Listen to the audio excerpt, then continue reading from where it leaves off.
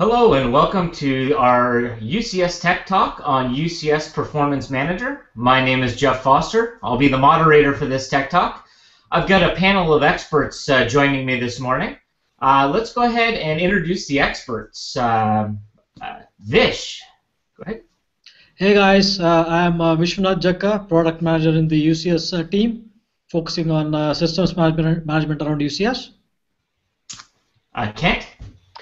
Hello everyone, this is Kent Erickson. I'm with Zenoss and I'm a product manager. And Eric. Hello, my name is Eric Williams. I'm a technical marketing engineer for Cisco. I'm one of our systems management, monitoring, and automation subject matter experts at Cisco. And again, my name is Jeff Foster. I'm a technical marketing engineer, and I'll be your host for the session this morning. So let's get this started with Vish. We're here to talk about a new offering called UCS Performance Manager. So it'd be great if you can give us a quick overview of what is UCS Performance Manager for those folks who haven't heard of this product yet. Absolutely, Jeff. Thank you.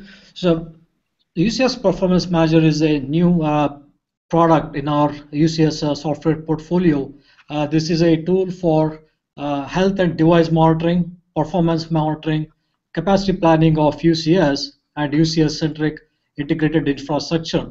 Today, many customers use various tools, but they are disjointed and they are looking for solutions that they can use for UCS that provides additional details in terms of device and health, in terms of visibility into individual components in the system, and tie the performance of the applications to the performance of the underlying physical and virtual infrastructure. So it will also have capacity planning capabilities going on for the whole integrated stack. And what are some of the challenges faced by data center administrators today? Absolutely. So, as you know, UCS has been in the market for 5 years. So some of the common questions we get from our customers is about better visibility into UCS and questions about enabling the customers to fully exploit the capabilities with the technologies the customers have invested on.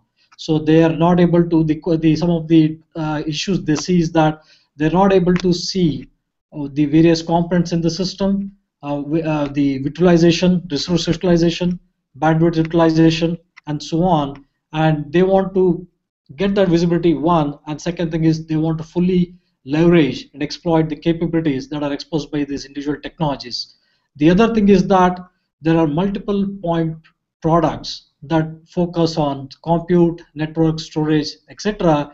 Customers are looking for solutions that will correlate information from across the board and be able to take actionable steps on their data, on their infrastructure to enable better levels of service to their end customers. Go ahead. Go ahead. There's a number of other products out there that have similar capabilities or address the market in much the same way or address these issues. So how does UCS Performance Manager provide UCS customers more insight into their infrastructure and data center? That's a good question, Jeff. So some of the things that our customers, the few early customers that we showed UCS PM to, what they like is that they get a deeper, fuller visibility into individual components of UCS and also the individual components of the integrated infrastructure components. So UCS Performance Manager does not treat UCS like any other x86 platform. So what that means is that they should just show the faults and events from UCS and at just the server level, and not showing information in terms of fabric interconnects, the extenders, the chassis, and the connections that are there between multiple components within UCS. And also, they do not correlate the UCS related information with the information that the tools are getting from other components within the integrated stack. So UCS PM provides detailed inventory information, resource and bandwidth utilization information, and all that will be correlated with all the components within the integrated stack. So we highlight the differentiation that we brought to the industry 5 years ago. The service profiles, the virtual interface cards, the virtual interfaces, and the bandwidth and the resource sharing that happens between multiple servers. All those will be fully highlighted with UCS Performance Manager. This will enable our customers to fully exploit the capabilities. We have detailed information about all the individual components and across the board, going not only within the system but also going to the network and storage components from a SAN uplink perspective, LAN uplink perspective, directly attached storage, and so on. And what are some of the key features or key activities that customers are going to utilize or come in contact with UCS Performance Manager on a daily basis? Yeah. So some of the things that we have heard from our customers so far with early customers is the fact that we provide consolidated inventory information for across the board, consolidated health information in terms of faults, events, status of the various components, be it physical or virtual components in the infrastructure, and provide comprehensive reports and tools and views to help customers take the appropriate action. So we do performance monitoring. This will help customers in identifying any issues, identify any bottlenecks, and proactively look at any bottlenecks that are developing based on trends and graphs. And from an integrated infrastructure perspective, we provide dynamic views that provide an end-to-end map, end-to-end view of the operating system and the underlying physical and virtual infrastructure. Great. So now that we've framed at a very high level what is UCS Performance Manager and talked a little bit about some of the challenges that data center admins face on a daily basis, let's double click now into the product. So how is this product going to be packaged and what UCS servers are going to be supported? Yeah. So UCS Performance Manager is a virtual appliance. So customers can install it on an hypervisor of choice. We are starting off with support on ESX and Hyper-V.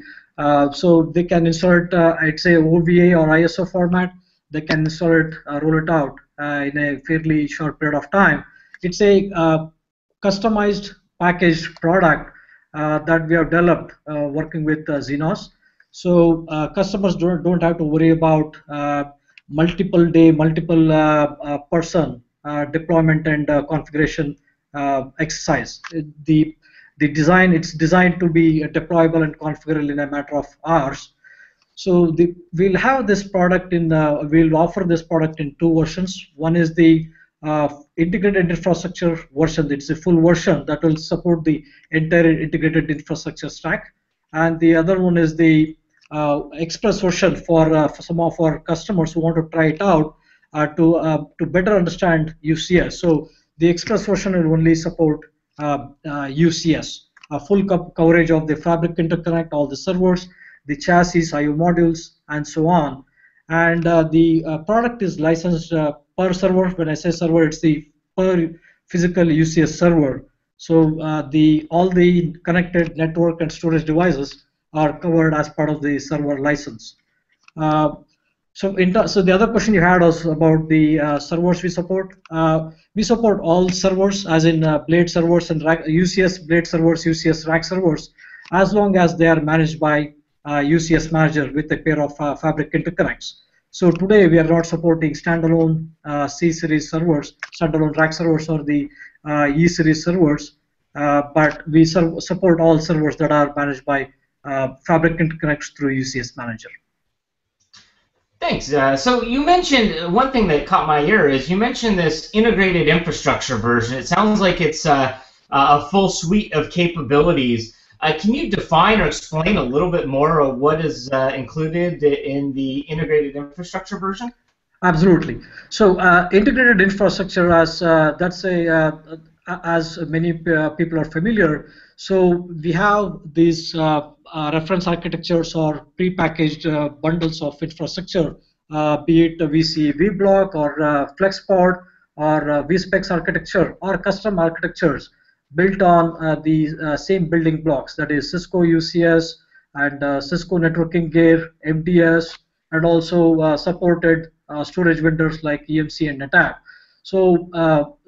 And on top of that, we'll support hypervisors as well to cover the physical and virtual infrastructure that's part of an integrated infrastructure. In terms of network, we'll be supporting Cisco network devices, Nexus, Catalyst, and MDS switches. And in terms of storage, we are starting off, as I mentioned, in terms of the integrated architectures, the VBlock and vSpecs. So with what that means is that we will be supporting EMC arrays and NetApp filers. With EMC, we will be supporting VNX and VMAX, and with NetApp filers, we are supporting both cluster mode and 7 mode filers. So on the hypervisor side, we are starting with ESX and Hyper-V support, and we'll be supporting operating systems that are running on top, either be it they are bare metal or running on hypervisors in a virtual machine. So both flavors of Windows and Linux will be supported as part of the integrated infrastructure coverage. Perfect. Now, I know that many of the customers that I talk to have a variety of tools inside their environment already for service management, monitoring, and other tools. So will UCS Performance Manager be able to integrate with some of the other existing tools that customers may have in their data centers? That's a great question, Jeff. So as I mentioned, some of our customers have been with UCS for a long period of time. And in a long-standing data center, they have a number of management, monitoring, ticketing, servicing tools already in place, and they will be able to integrate, or UCS Performance Manager will be able to integrate with those other monitoring and management tools by various mechanisms. We have a number of triggers and notification methods that Eric and Kent will touch upon later on in terms of details. We have a number of capabilities in terms of sending out emails or sending a page message or making a syslog entry or sending out SNMP traps. And also there are APIs that customers can program into to have a integrated mechanism between UCS Performance Manager and other management and ticketing tools that are out there in the data center today. Perfect. Thanks for the overview, Vish. That really helps to frame the product, a little bit about it, and the packaging. So you mentioned actually Kent and Eric. So I want to actually shift gears now, and Kent, let's go ahead and jump into the weeds a bit and dive down into the product. Could you spend a few minutes and explain the architecture of UCS Performance Manager for the audience? Sure, and I'm going to share out a slide here that'll do exactly that.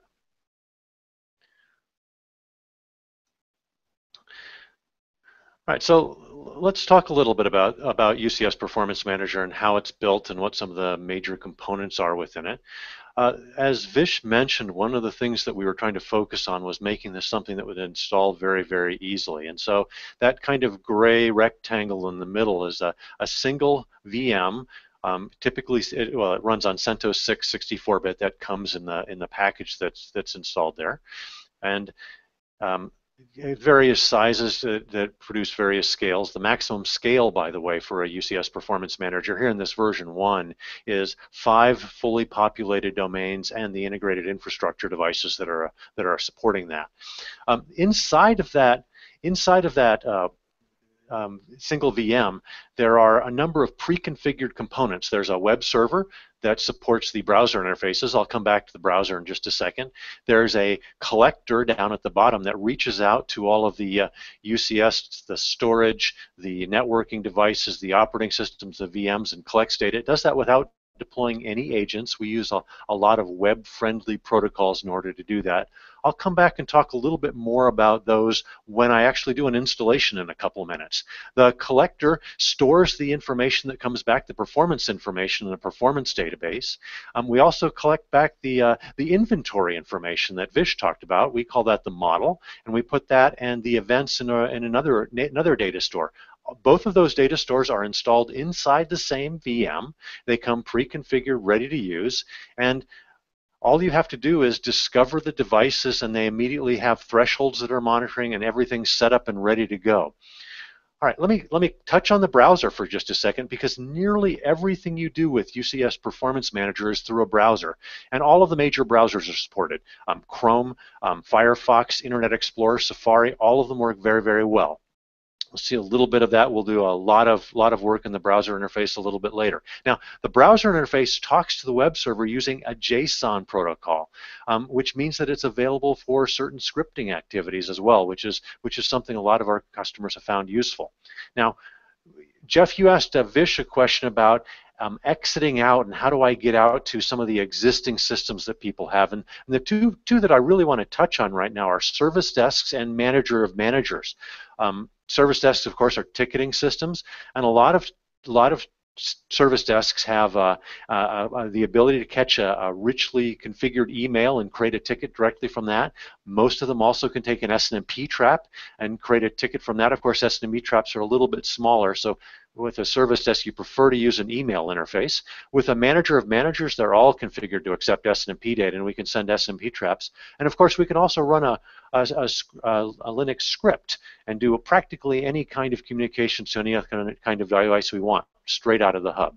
So that's a little bit of how this is packaged and how it works. And Jeff, I'd like to hand it back to you now. Oh, thanks, Ken. So I got a couple of follow-up questions. So when it comes to using some of the data from UCS Performance Manager and other tools, what are some of the, how would we work with things like events and triggers or thresholds in UCS Performance Manager and tying those to other management tools? Okay, yeah, this is a little bit more detail on that rightward arrow that came out of my VM a little bit. You don't have to send everything from UCS Performance Manager off to another system. You can go in and do very precise selection of data. You can select it by device, you can select it by event severity, you can select it by the type of problem that it is.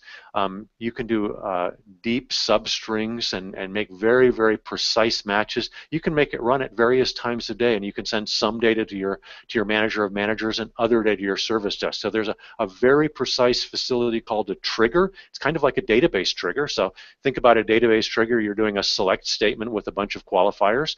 That's very similar to what our trigger is. And then you tie that trigger to a notification, to a trap, to an email, to a syslog, to an old-fashioned page if you want some out-of-band notification, or to a command that's running and has access to all of the data that's in there. Okay, perfect. That's some great information there. One final question for you, and that is, how does a customer deal with data retention? How does a system deal with data retention? Oh, great question. Thanks for reminding me to cover that.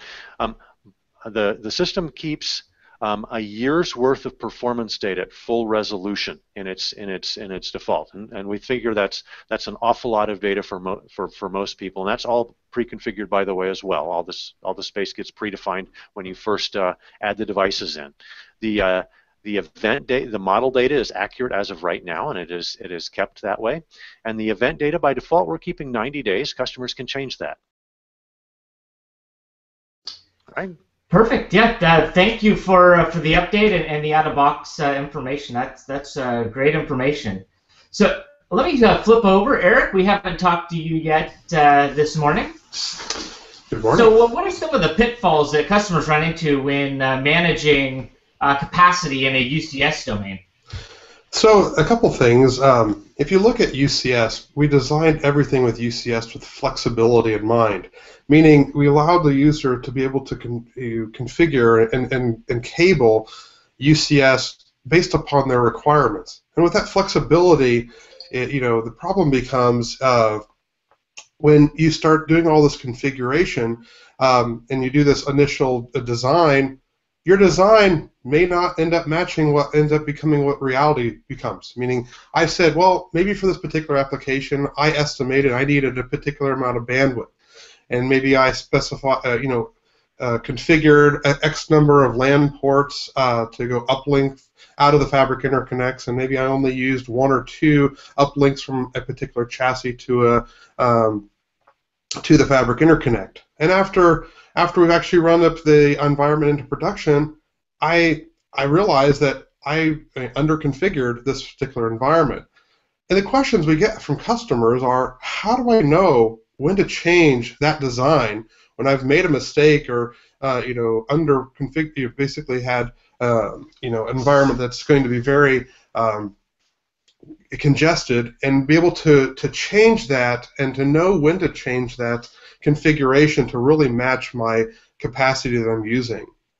And so that's a question I get a lot from customers. How do I know, when do I know best when to add uplinks or potentially remove uplinks? I'm actually have too many uplinks configured for the amount of capacity I'm using.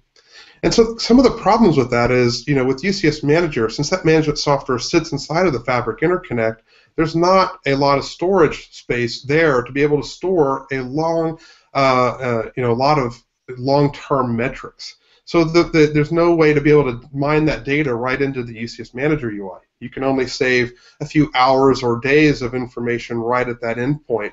And so, really, we need to have a way to be able to take all of those metrics that we're gathering from UCS and put it into something else that will allow an end user to be able to make better decisions and give better visibility across a much longer period of time for their environment.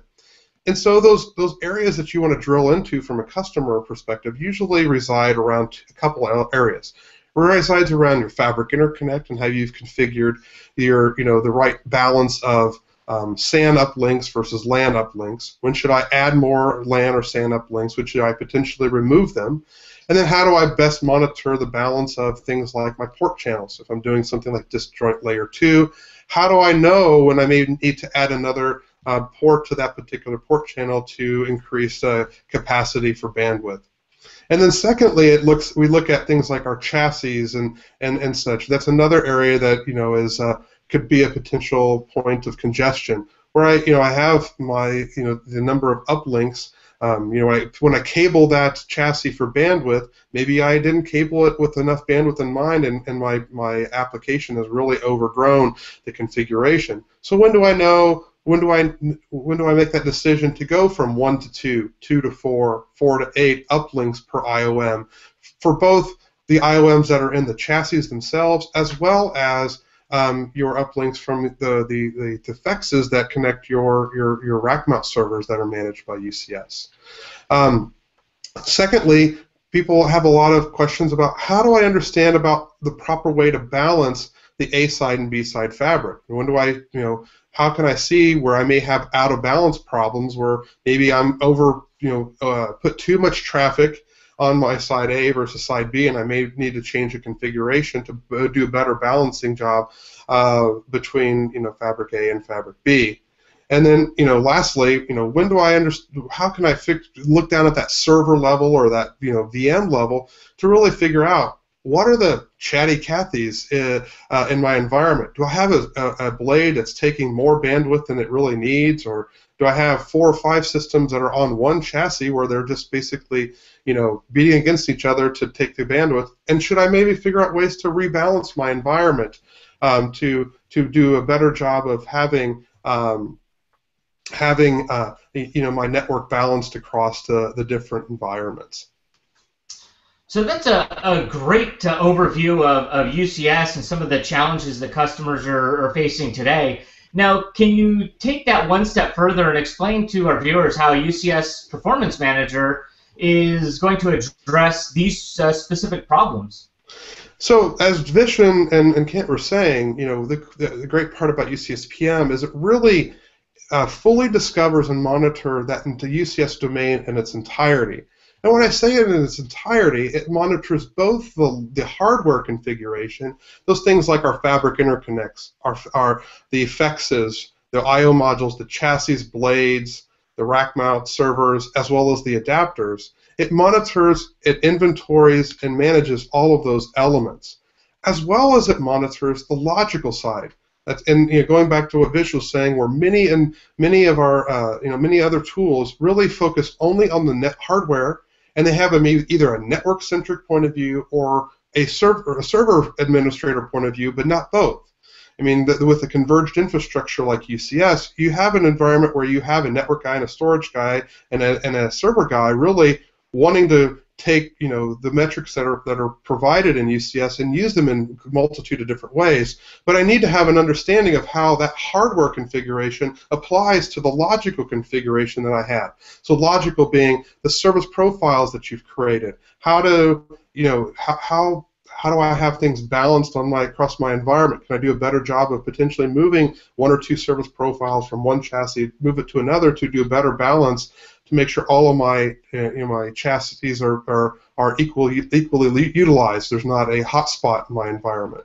Secondly, from a network guy's perspective, you have things like port channeling. When do I know when I need to potentially add more uplinks or remove uplinks for a particular channel? Because I may be not utilizing very much of that bandwidth, so I could potentially right-size my environment a bit with that. And the great part about with UCS Performance Manager, it's doing all of those, it's monitoring and modeling all of that entire infrastructure directly into the user interface, so you can see exactly the health at a lot of different levels, at the macro level to the very micro level. I can look at it at a total SAN utilization in my network. I can drill down into what fabric is actually utilizing the SAN. A side, B more utilized in the B, and etc. And then start drilling that down into the actual. What's my utilization from LAN versus SAN at the chassis level, and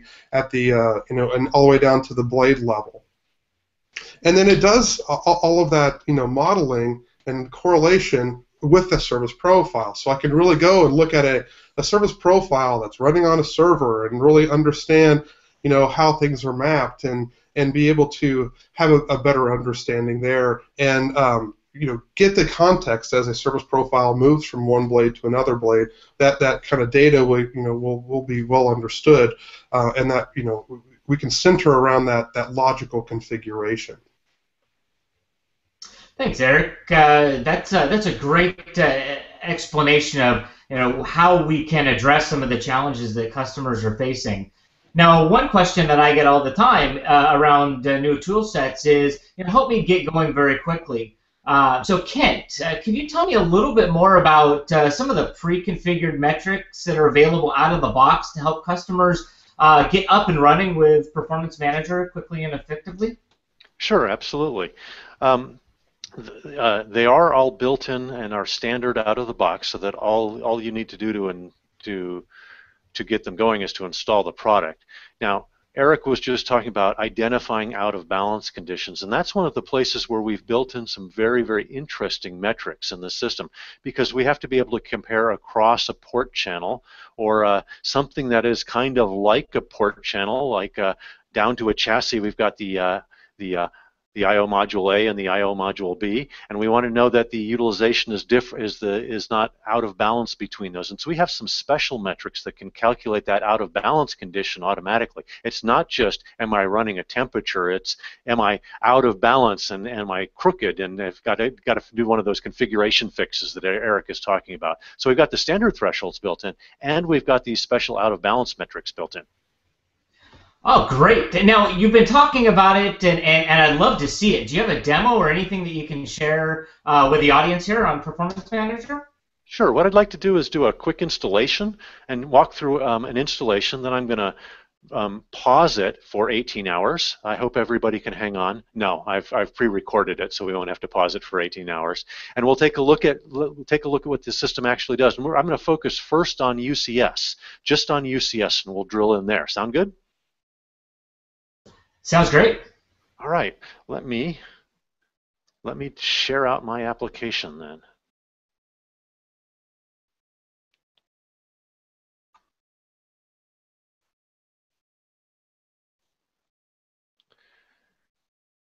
All right, so I'm going to do an installation, and after you've started the VM, started the appliance and the VM, the very first screen you'll see when you go into the browser is this getting started screen. It's a 1, 2, 3 process.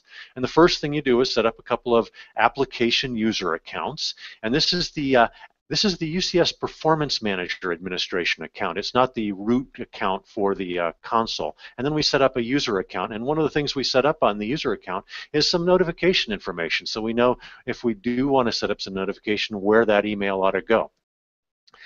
Next thing we do is add a product key. And for some reason, we decided to black that all out.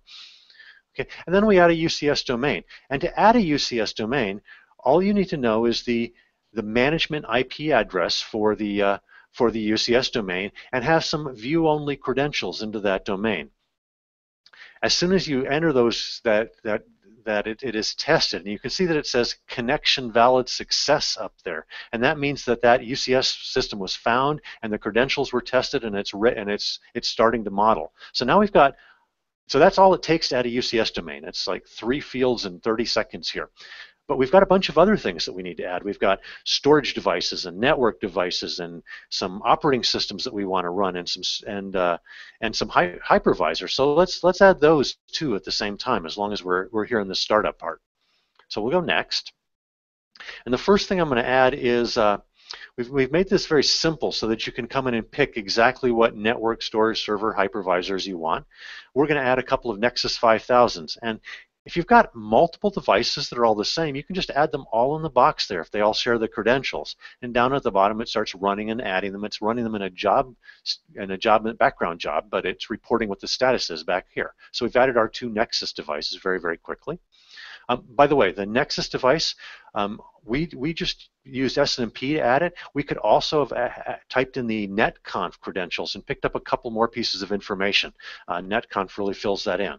All right, now, storage devices. So storage devices that are supported are those that are supported in the integrated infrastructures that Vish talked about, the FlexPod, the vSpecs, and the vBlock.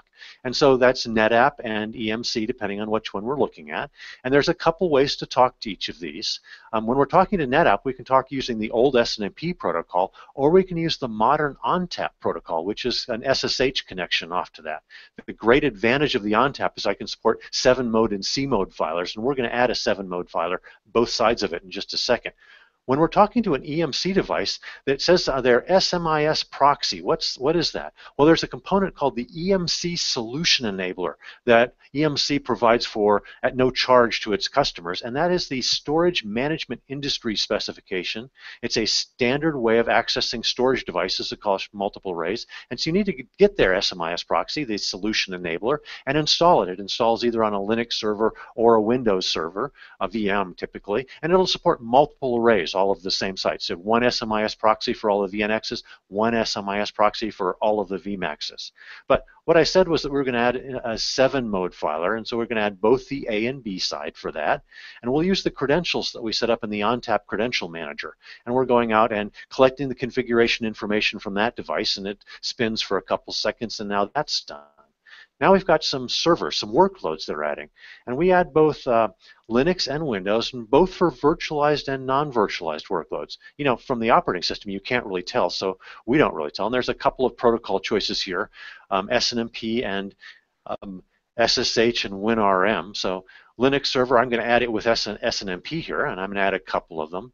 One of the things I really like to do is cut and paste a long list of addresses into this box so that I can add a dozen or 100 of these all at once.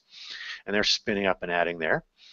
Okay, and let's add our Windows server, and we're going to add the Windows server using the SNMP. Now, a lot of you won't have SNMP enabled on your Windows servers and might want to use the WinRM protocol. I'll talk about that in just a second.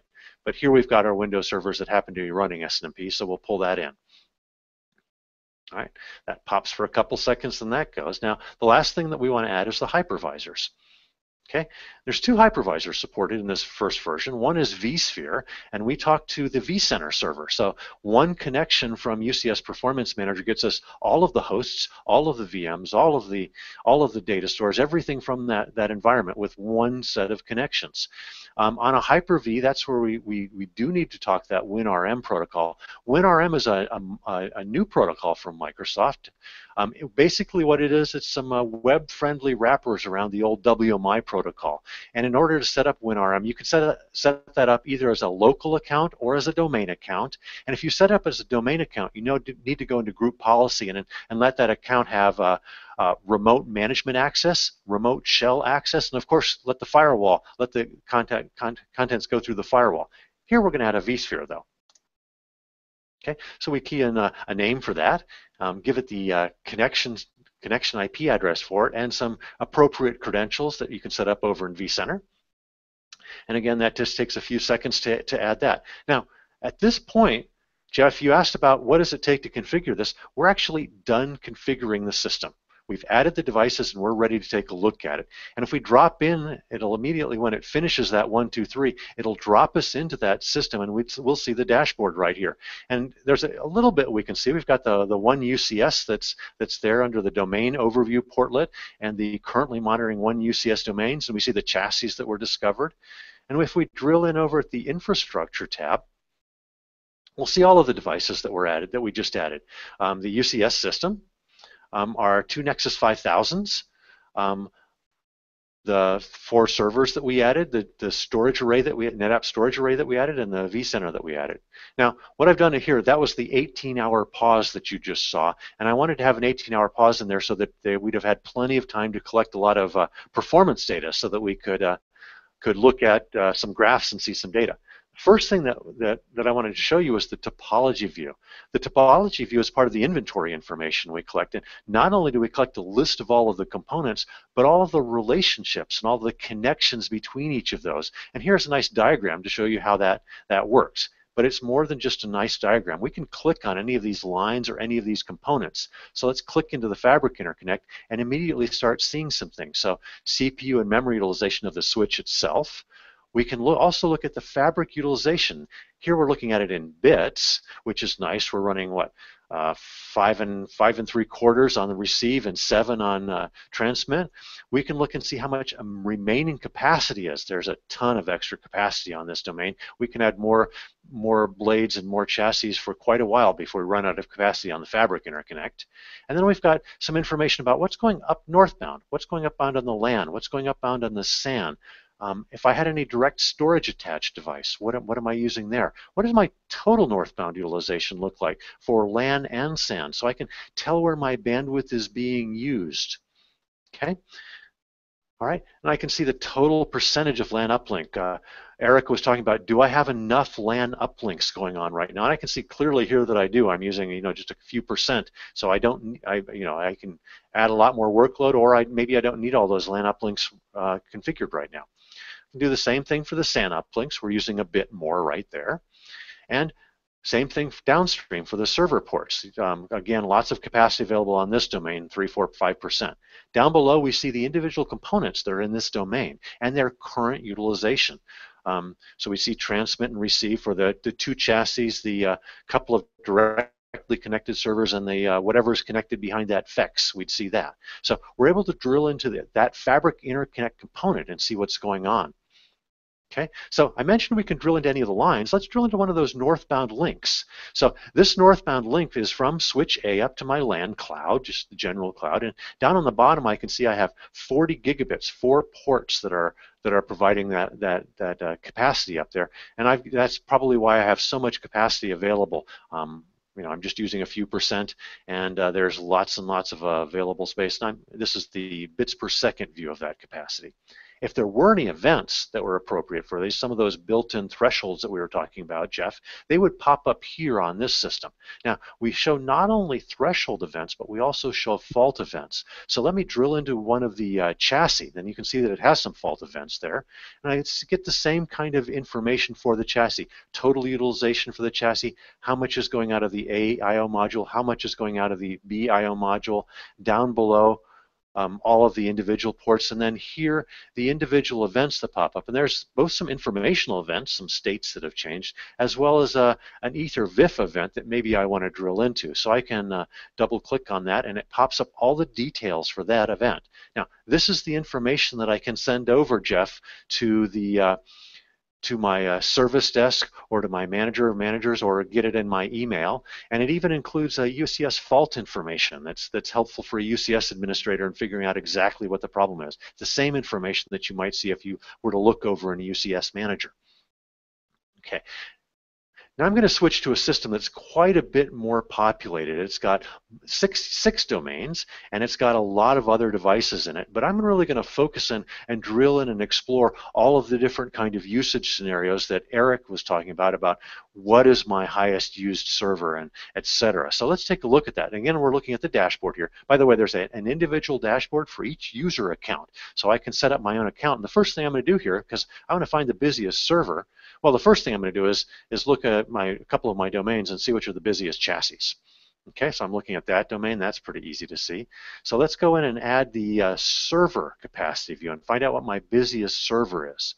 And I'm looking at my .10 domain, but what I really want to do is right now I want to look at this .106 domain. There's quite a few chassis and blades in that, so let's go and sort that descending, and I can find right away that chassis 2 blade 7 is my biggest hog right now. It's transmitting at 7 gigabits per second. Not a lot in terms of the overall capacity, but that's what it's doing. Here's what the system looks like when there are multiple domains installed. So I've got a topology view for my .10 domain. I've got a different topology view, and I can go drill in and look at the SAN cloud for that and see what the utilization is for the fiber channel ports. It's not just Ethernet, of course, in the unified fabric. Okay, or I can look at my 106 domain, and my 106 domain has a couple of chassis and several different rack servers that are directly connected into it.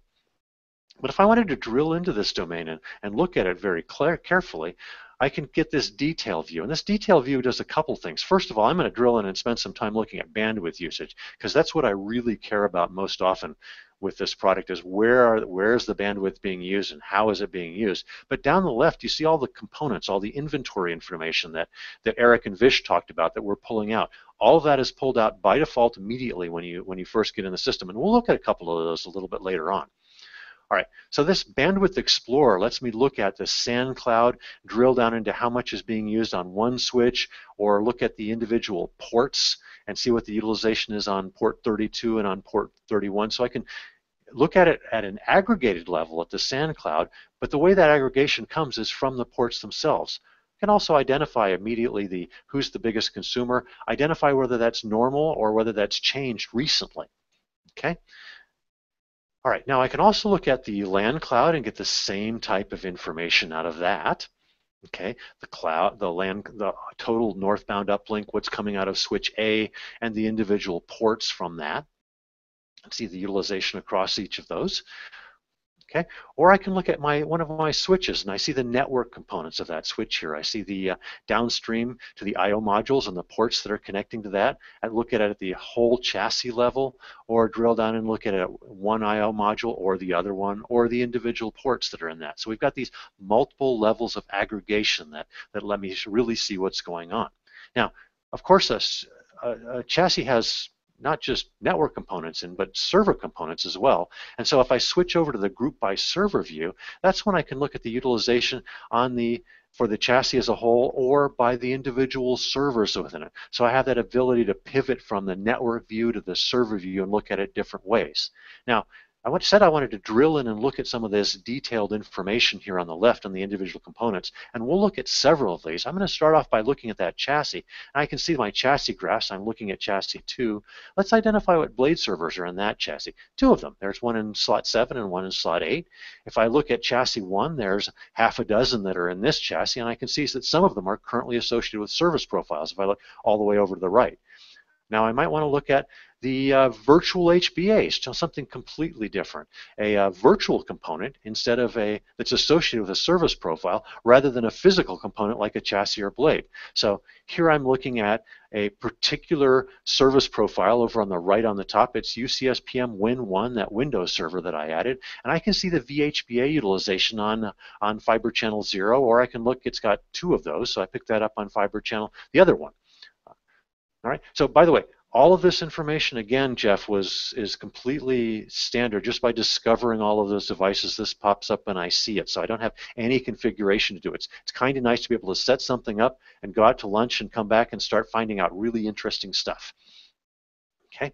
So we can also get the same kind of information for the virtual NICs and look at the VNICs that are associated with a service profile. All right. Now, we talked a little bit about those we didn't talk about aggregation pools. We talked about port channels. But inside of a UCS, there are a lot of things that are kind of like port channels and kind of bigger than port channels. Like here we're looking at all of the links from this domain to a SAN. So that's links across both of the fabric interconnects. That's not a port channel when it's across 2 fabric interconnects. And so that here we can see the members of those fabric uplinks. And it happens to be port 31 and 32 on both of those. And we can click and look at the individual utilization of the fiber channel supports that are supporting that SAN uplink and see how much utilization is going on right now on each of those and what it's been doing recently. Now, looking at another one of the aggregation pools, this is the total links from switch A to the outside LAN. Okay, here's switch B to the outside LAN. So each of those would have I've got the individuals and I can look at them collectively. Okay, if I'm looking at a server port, I can get the links from the server, from switch B to chassis 1 or chassis 2. Or I can go in and look at a service profile and jump immediately over that virtual capacity and see the overall service profile utilization. One of the great things about grabbing service profile utilization as opposed to grabbing blade utilization is blade utilization tells me what's going on with the service profile that's currently associated with that blade. But if I'm in the habit of moving service profiles from one blade to another, maybe to balance workloads across different chassis, something that I can find out that I need to do with this tool, I want utilization that extends over a longer period of time. So the service profile utilization stays there. Even if I'm moving it from blade to blade, I can get that consistent view across the service profile. Okay, and by the way, down at the bottom here on the service profile, we see some information that's a little bit funny. The CPU and the free memory on that server. So that's information that can only come from some of those related devices in this system. And Eric, I think we ought to talk about some of those related devices now. Wow, that was quite a demo, Ken. I'm going to give you a couple of minutes here to take a breather, and I actually am going to pick on you, Eric, for a minute. So Kent gave us a great demo outlining UCS and monitoring UCS specifically, but could you tell us a little bit about how other elements surrounding UCS would fit into Performance Manager? Yeah, and Kent did a good job of really talking about some of those elements, showing, especially at the very end, showing how, the service profiles is, the service profile view, and it really looks at that correlation. And he mentioned at the very end about, we're correlating not only the service profile to the blade, but we're correlating up to the OS layer. Because the thing about UCS, it's always a cog in a bigger machine in your data center, meaning that you just don't use UCS by itself. You're going to have UCS connected to your storage. You're going to have UCS connected to an upstream network. You're going to have applications, albeit if it's a physical workload, if it's a virtual workload running on vCenter or Hyper-V or whatever other hypervisor you might use. You need to understand how those elements are influencing your hardware decisions that you make, and that's the biggest element of, that's the nirvana that our customers have asked me and our team for, is how can I better understand my application utilization and how that affects my hardware design. And going back to what I said before, is a design is only as good as how really how it's being utilized, and you may need to make course corrections. You may have under-provisioned or over-provisioned an environment. So this dynamic capability of being able to correlate all of these different elements together is a key piece of our integrated infrastructure version, we can get an understanding of how things like what VMs are running on what hosts, what those hosts are running on in what particular cluster in a hypervisor cluster, where those clusters reside in your domain or domains. It's getting that bigger view that you can of how, as I add capacity across one or more domains, how do those things interrelate, and where do I have things running? And then start to understand of how those particular applications are affecting my utilization. I can, if I have agents running against those operating systems at the VM or physical layer, I can get an understanding of what is their utilization.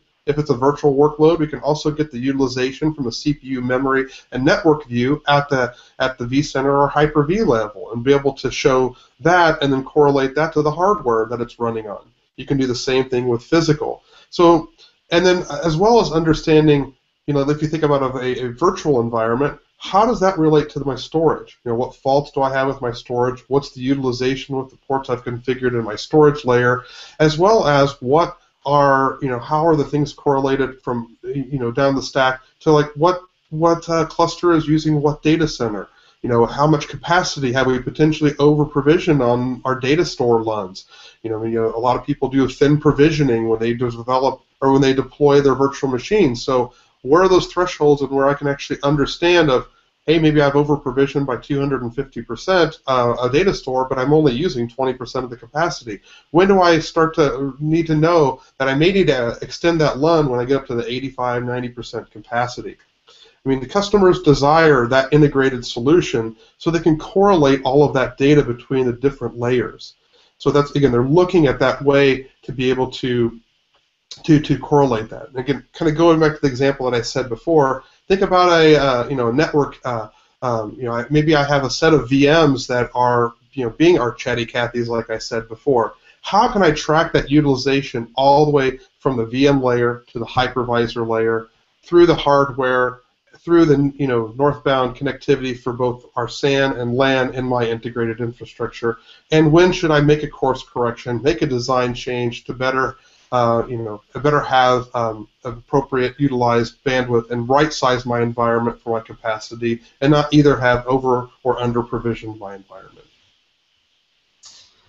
Thanks, Eric, for giving us that more global view of the environment. So Kent, I want to pull you back in. You gave us a great demo just a second ago on UCS Performance Manager and how that would manage UCS systems. Do you have another demo that you can share with us on how we can manage an integrated infrastructure stack? Of course. Let's take a look. Go back and drill into that system that we were looking at for just a second. Let me do the screen sharing again. And so I'll dive back in, and we'll spend some more time in that same system we were just looking at. All right. So first thing I'm going to do is add a new portlet, doing a little bit of customization. And what I'm going to add is something called the Integrated Infrastructure Events Portlet. And this is a view of, and so I've got two of those there. I've got one called something-UCS and something class FlexPod. And this gives me a view of the storage, network, and virtualization at a summary level, even if there's multiple network devices or multiple storage elements associated with that, and identify any critical errors or critical health problems, fault conditions, or thresholds that are going on right now. I've got a couple warning level events, nothing really serious that it looks like, but it gives me that quick view at the dashboard level so I can just watch that and not have to worry about something. So I can switch from one to the other. Now, let's go look and see how we build one of these integrated infrastructure by clicking on the Infrastructure tab. Okay, and I'll click down and look at my FlexPod. It's pretty simple. It's just a list of all of the components, some of the components that we added early on. I guess it's most of the components that we added on. When we first did the installation, we were adding a FlexPod, and so we've got a UCS system. We've got my Nexus systems. We've got some servers. We've got the storage, and we've got the vCenter. And we've got that both in that list view and in this graphical view that shows some of the relationships between these different things, including all the way out to all of the components of the UCS. We'll come back and look at this a little bit more in a bit.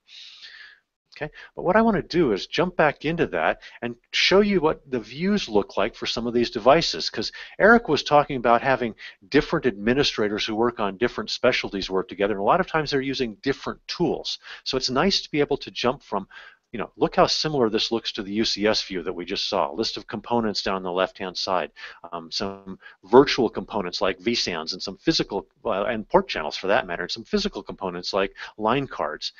Any place we click, we can get information about here a port channel, so we want to know the utilization of this aggregated set of ports.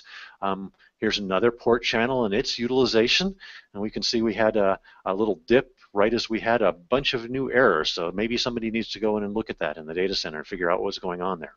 Okay, we can drill into the individual ports that roll up to those port channels and see how they're doing. So we've got a fiber channel port and a second fiber channel port. Couple places where we can look at some different sets of data there and see where there might potentially be a bottleneck. Okay, so going back over to my infrastructure device, I want to look at something else, and let's look at the VMware, the VMware farm that I've got. Again, a very, very similar view with components down the left-hand side and a lot of very familiar VMware components. This one's kind of cool because up at the top in the center, it's got some of those kind of top few reports that show me which of my data stores are most heavily used, which of my my VMware hosts are most heavily used, both in memory and CPU.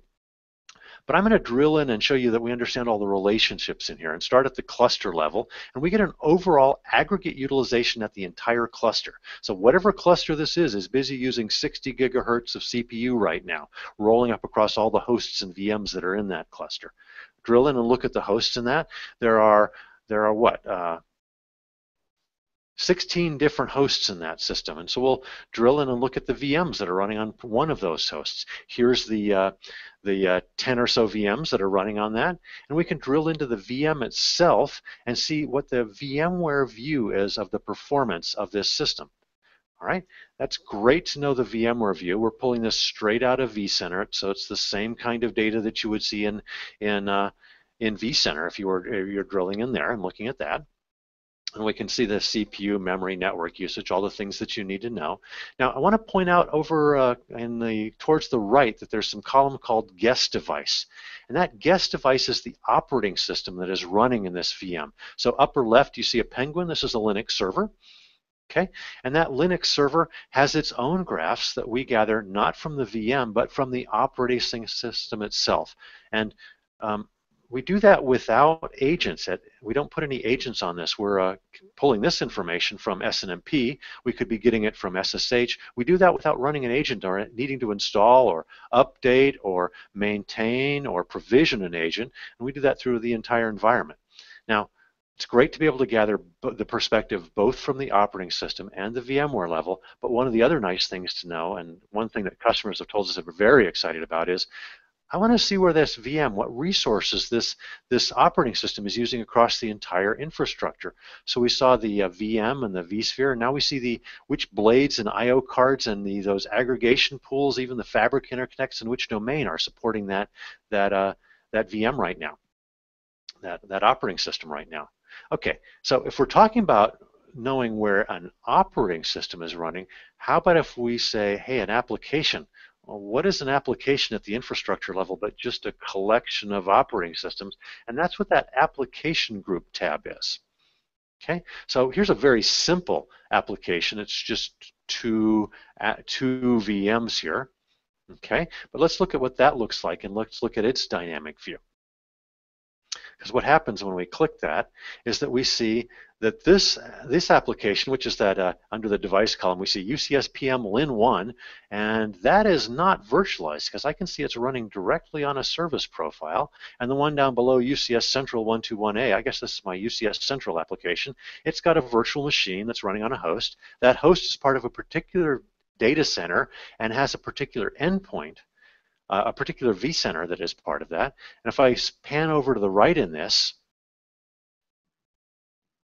okay, I can see the UCS components that are supporting that. Now, besides just a visual indication, this also lets me navigate in. So I can click on a blade and go click on that and navigate directly to any one of these components and go drill deeply into this. So I'm looking at the server blade there, and down on the bottom I see the blade server utilization and the service profile utilization next to each other. So if the service profile had moved, I could look at that.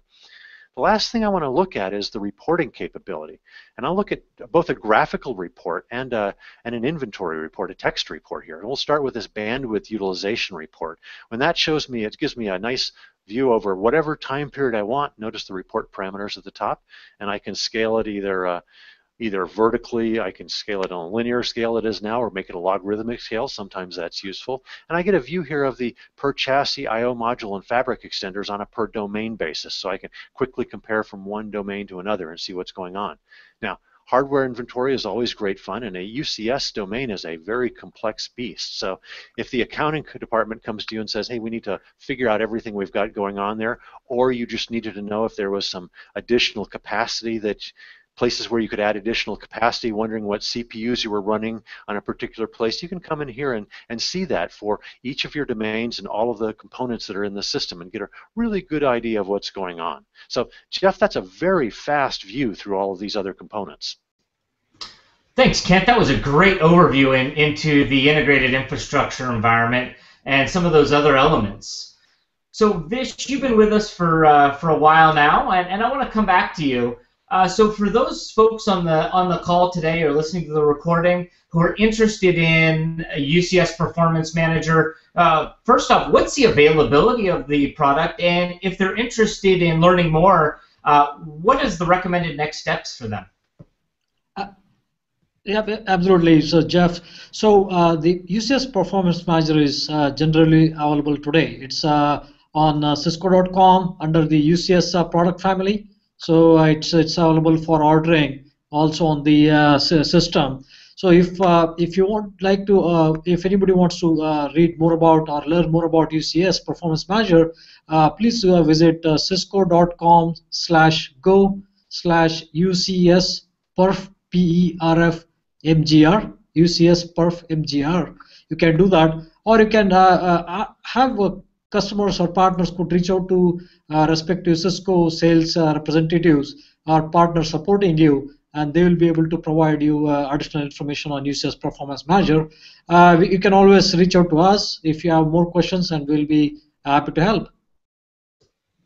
Thanks, Vish. And actually, that's a great segue, and to remind our viewers that this particular Tech Talk will be posted on our UCS community site at communities.cisco.com/UCS. So this and all of our previous Tech Talks are posted there, as well as more information and tools on UCS products and solutions. So with that, I want to thank the panel, Eric, Kent, Vish. I really appreciate your time today.